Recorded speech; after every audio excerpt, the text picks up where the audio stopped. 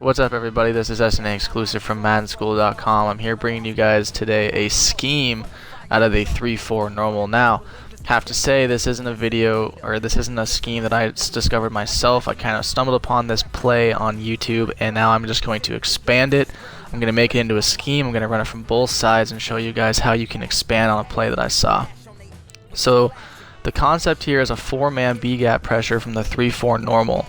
Now, the original play that I saw is called Sam Mike 3. You can see that I'm hovered over right now. It's Y down there at the bottom.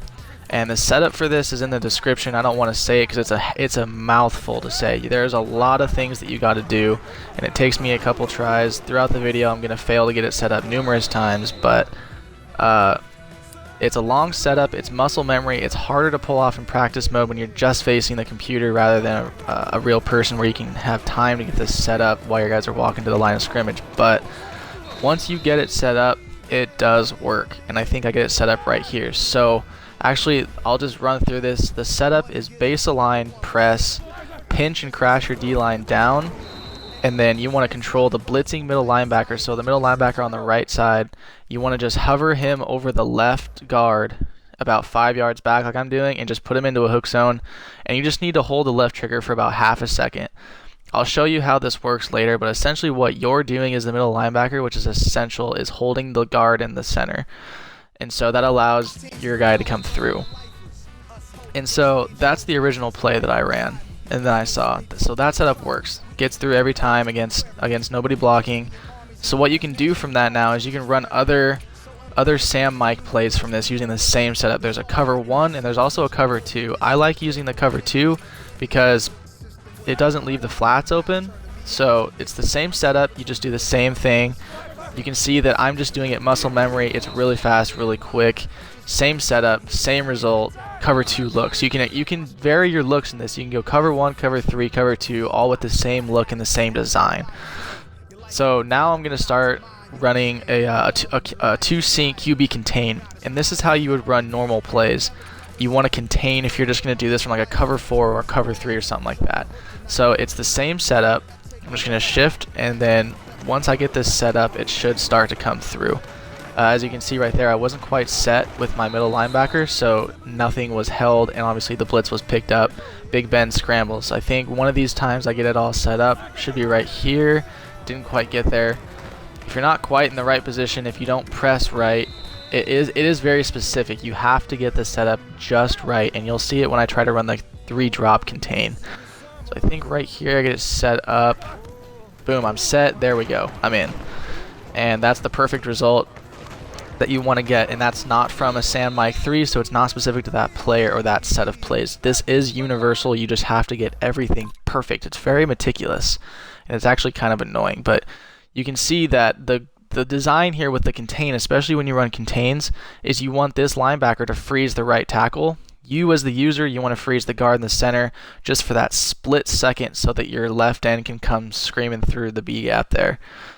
And as soon as that happens, as soon as as he gets right by him, you're free to go as the linebacker. You can go dart off anywhere you want. You just have to freeze him for that half second. It's a lot shorter than most blitzes where you're going to have to stand there for about 1.5 seconds. This one's only about half second to 1 second. So it's a lot faster, and you can see the play is already done, and the wide receivers are all 5 yards from the line of scrimmage.